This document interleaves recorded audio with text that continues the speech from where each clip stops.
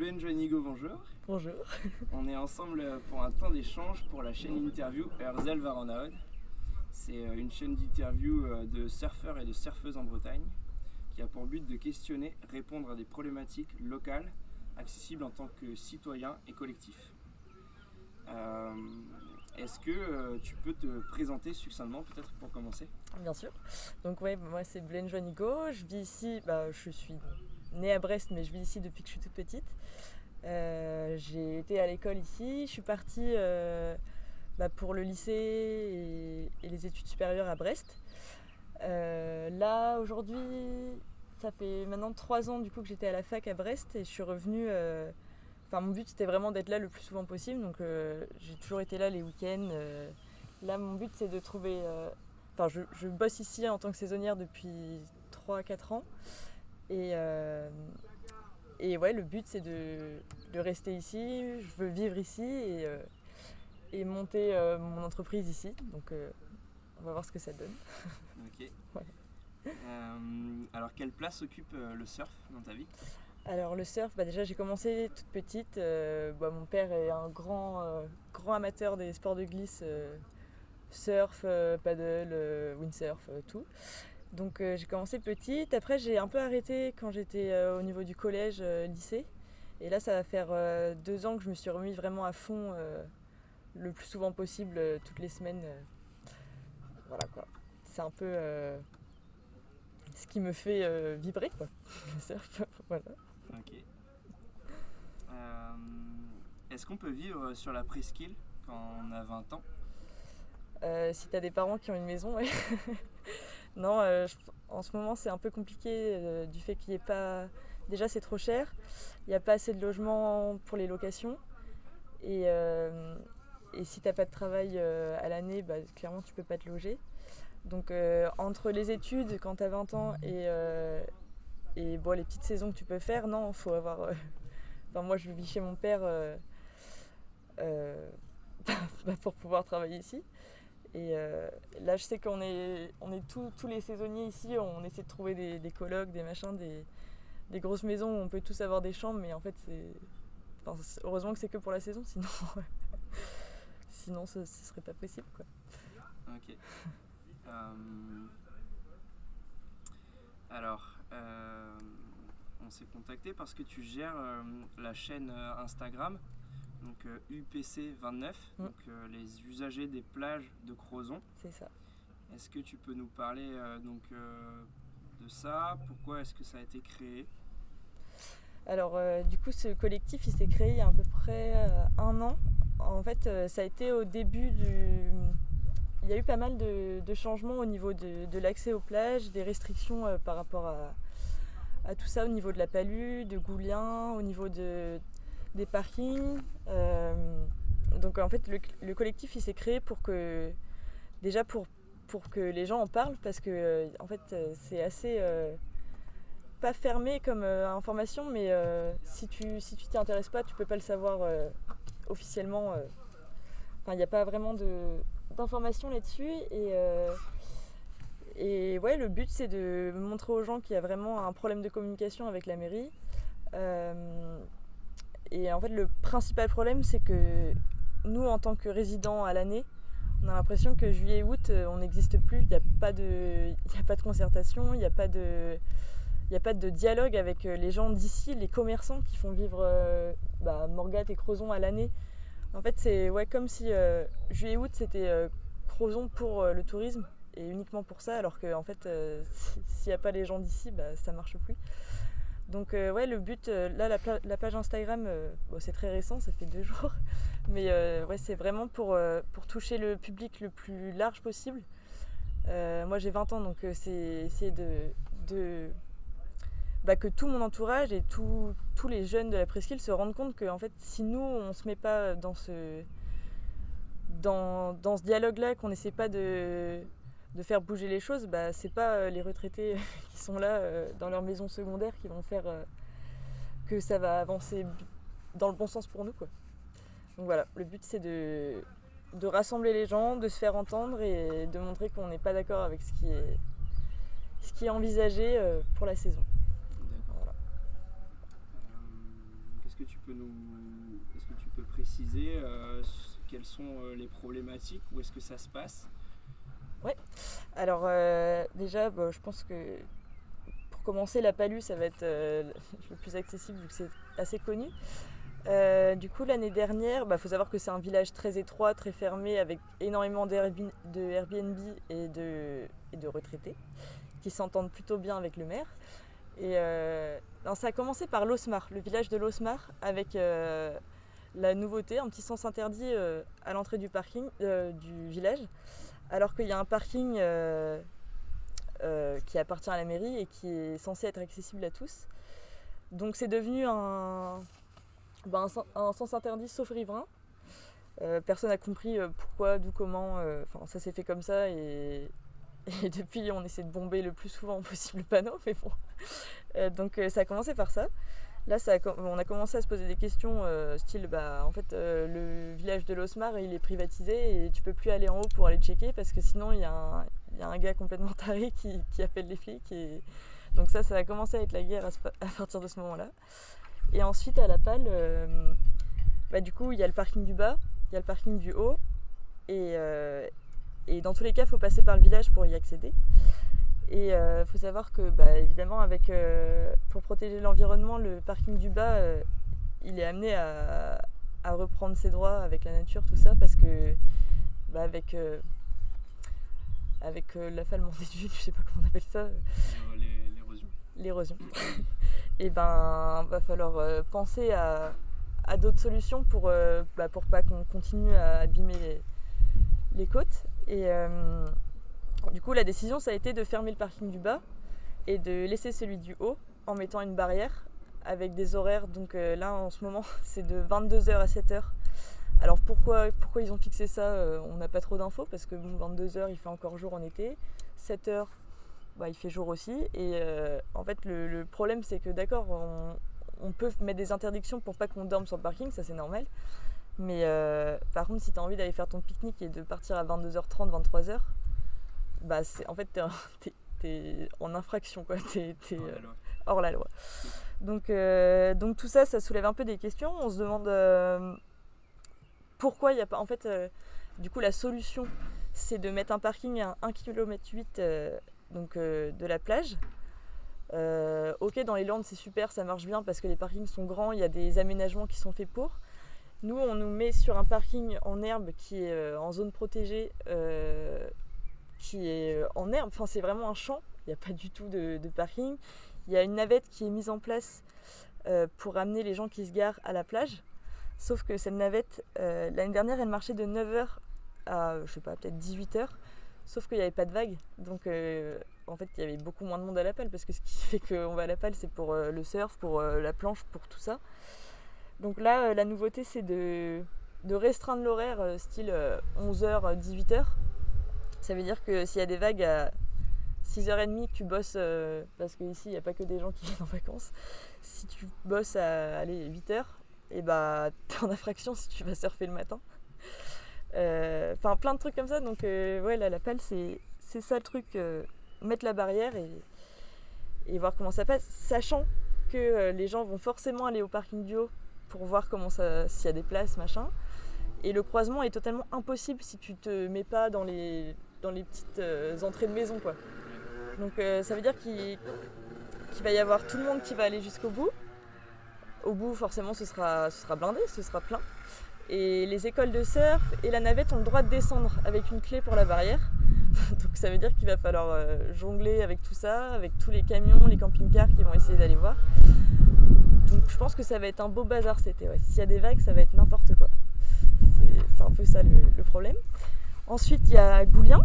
Goulien c'est pareil pour les horaires de parking. Donc là ils ont aménagé un parking il y a peut-être 2 ans avant, qui est juste à côté de la plage, donc ça c'est bien.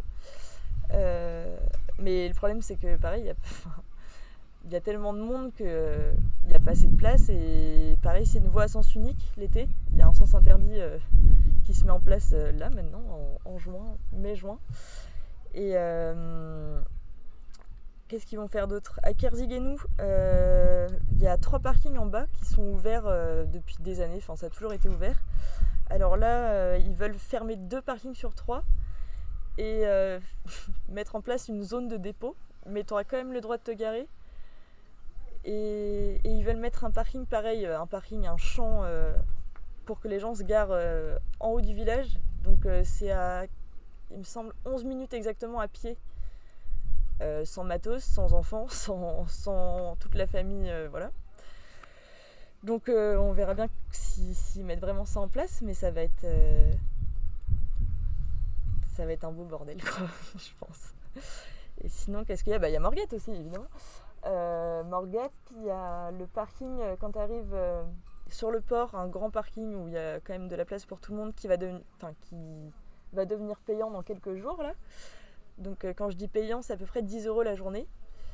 Par contre, Morgette, il y a quoi ? Il y a une plage par exemple qui est juste au bout. Donc que le maire d'ailleurs ne connaît pas apparemment parce qu'il dit qu'il n'y a pas de plage du Cador alors qu'il y a un énorme panneau pour aller voir tout à l'heure. Et donc en fait le port il est privatisé par tout le monde qui a leur bateau, sauf que faut savoir que dans les chiffres il y a à peu près un tiers des usagers du port qui sortent leur bateau et qui utilisent le port à bon escient. Donc ok, ils payent leur place, mais nous ce qu'on voudrait c'est que tous les gens qui naviguent dans le port, parce que c'est ça aussi qui fait vivre Morgette, c'est toute la navigation qu'il y a entre maintenant le foil, la planche, tout ce qui est voile, ça marche à fond, et l'accès, il faut rentrer dans le port pour avoir accès au cale. Et là, soit c'est payant, soit t'as pas le droit parce que t'as pas de bateau. Donc le but c'est d'essayer de trouver un compromis pour que les gens qui sont là à l'année et qui profitent du port à l'année ne soient pas restreints par rapport à l'accès payant. Et qu'est-ce qu'il y a d'autre ? Le fait que ce soit payant, quoi. Okay. Voilà. Sinon... Alors plus tard, il nous en a parlé l'autre jour à la réunion, ça va être la berre qui va être aussi touchée parce qu'apparemment, pareil, il faut plus qu'il y ait tout le monde qui aille à la berre. Donc on va voir ce qu'il va y avoir comme nouveauté. Voilà. Donc la presqu'île, il y a une forte pression touristique. Oui. Et le maire, du coup, comme solution, en fait, il décide de fermer des parkings pour protéger l'environnement. Apparemment, on est en train de devenir une commune grand site. Donc c'est un peu, je pense, son excuse pour dire que c'est pour l'environnement, mais en fait c'est juste pour essayer de faire en sorte que les habitants qui l'apprécient soient moins fâchés. Mais le truc c'est qu'il n'y a pas d'aménagement qui tienne la route à côté, quoi. Tu peux pas mettre des champs qui peuvent être facilement boueux. Il n'y a vraiment aucun aménagement. C'est pas parce que tu ouvres des champs pour que les gens se garent l'été avec une navette qui marche de 11h à 18h que ça va arranger les choses. Sachant que déjà l'année dernière, il y avait un monde de dingue. Tous les ans, de toute façon, ça augmente. Et encore une fois, au niveau des activités nautiques, il n'y avait pas de vagues, il n'y avait pas de vent. Enfin, les gens venaient pour la plage, quoi. Là, s'il y a des vagues, du vent... ça va ramener encore plus de monde. Donc ouais, en fait, comme on n'a pas de dialogue vraiment terre à terre avec le maire, on ne sait pas vraiment ce qu'il veut, quoi. Est-ce qu'il veut que ça devienne juste du tourisme avec de plus en plus de retraités riches pour faire vivre la presqu'île ? Je sais pas. Et vous avez rencontré le maire pendant une réunion. Ouais. Récemment. C'est une réunion de quartier, donc c'était réunion de quartier pour Morgette qui s'est passée à Crozon. Et on n'a pas du tout parlé de Morgette, enfin très peu. Et en fait il y a eu une réunion dans la semaine aussi au Fret. Et là ils ont parlé énormément de la Palud, de Kersigounou, tout ça. Alors que le Fret, ça n'a rien à voir avec Morgette. Et ouais, c'est pendant cette réunion qu'on a parlé de tous les aspects restrictions et aussi tout ce qui tourne autour des travaux, des aménagements dans Morgette, dans Crozon. On a parlé aussi de la politique d'emploi, de logement, parce que ça c'est un peu la problématique actuelle aussi. Le fait qu'il n'y ait pas assez de logements pour tout le monde, pour les gens qui bossent et pour les jeunes. et que il y ait beaucoup de maisons secondaires qui sont inhabitées à l'année et qui coûtent horriblement cher. Donc on a parlé de tout ça. Êtes-vous en relation avec d'autres collectifs vis-à-vis de ces problématiques ?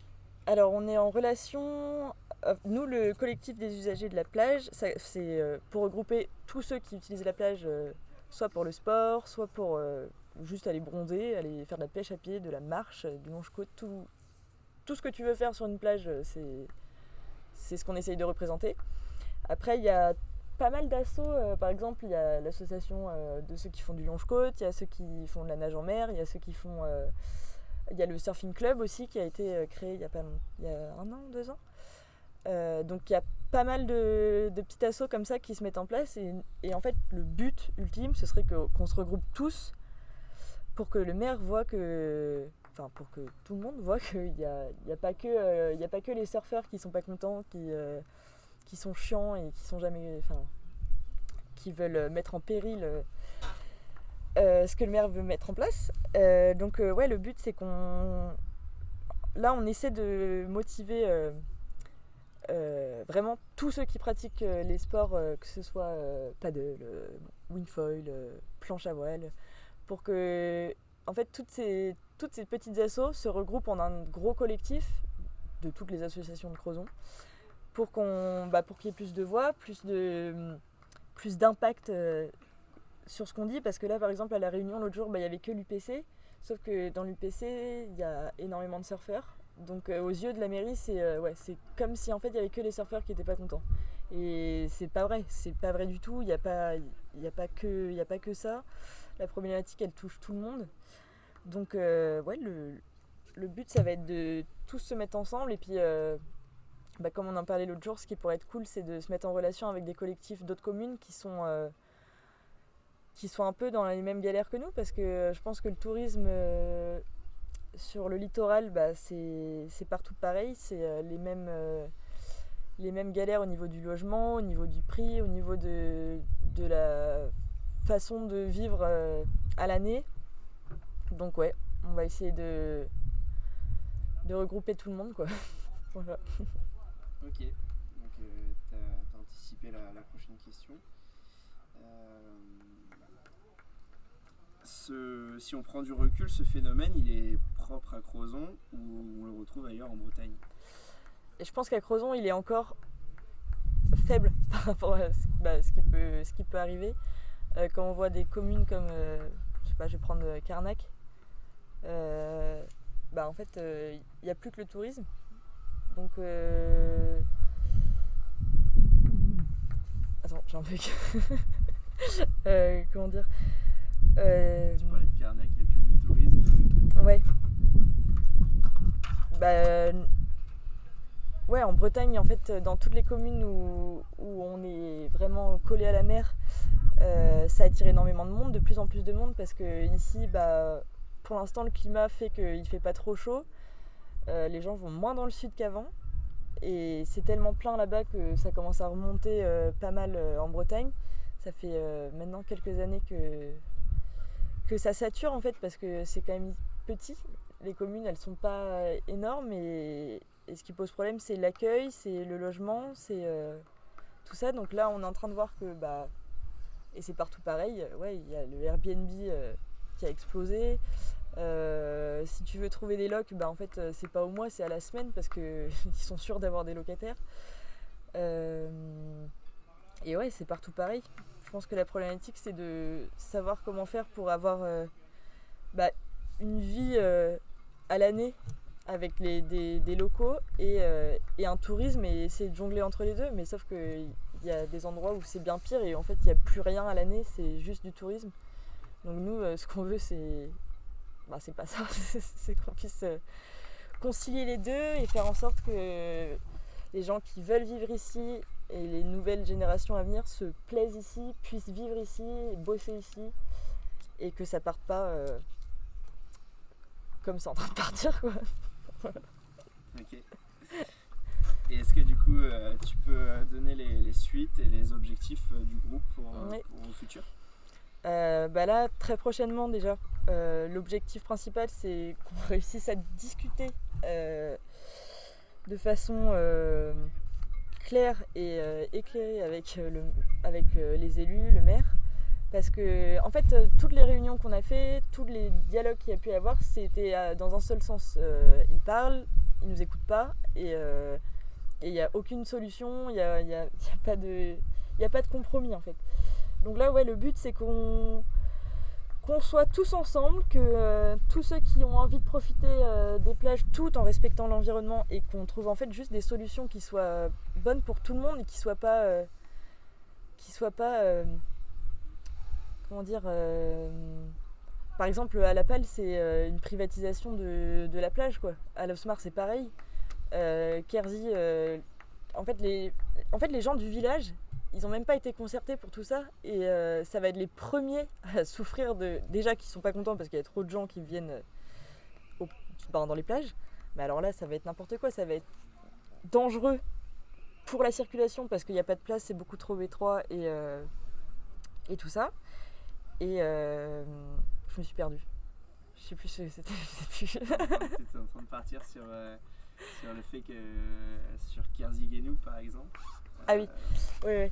Et donc ouais, faut que nous tous ensemble, les usagers des plages, donc tout élément confondu, on soit ensemble pour montrer à la mairie qu'il n'y a pas que les touristes qui viennent et qui profitent de tout ça. Donc là, l'action qu'on va mettre en place, ça va être tout simplement j'espère, une grosse manifestation qui va se passer à Morgat le 26 juin. Le but, c'est qu'il y ait vraiment tout le monde, que toutes les générations confondues viennent exprimer leur désaccord pour qu'on puisse tout simplement parler avec le maire et trouver des représentants qui soient globaux, qu'on englobe vraiment toutes les pratiques, tout ce qu'on fait à la plage ou sur le littoral. Et voilà quoi, essayer de faire bouger les choses pour qu'on soit entendu et qu'on montre que y a des gens qui sont là à l'année, qui veulent rester ici à l'année et être reconnaissants de vivre ici. Voilà. Ok. Donc venez tous. Rendez-vous le 26 juin. Le 26 juin. Où ça ? À Morgat. À Morgat. On communiquera toutes les infos sur Facebook. Il y a le Facebook de l'UPC qui est très actif. Moi, je vais faire en sorte que le compte Instagram devienne de plus en plus actif aussi. Et pour l'endroit, normalement, ouais, ce sera dans le port, quoi. Là où ce sera payant, ce sera pas mal. Ça va bien faire chier, je pense. Voilà, c'est l'objectif. Là, on est en train de faire les tracts, on est tous à fond et on motive les troupes.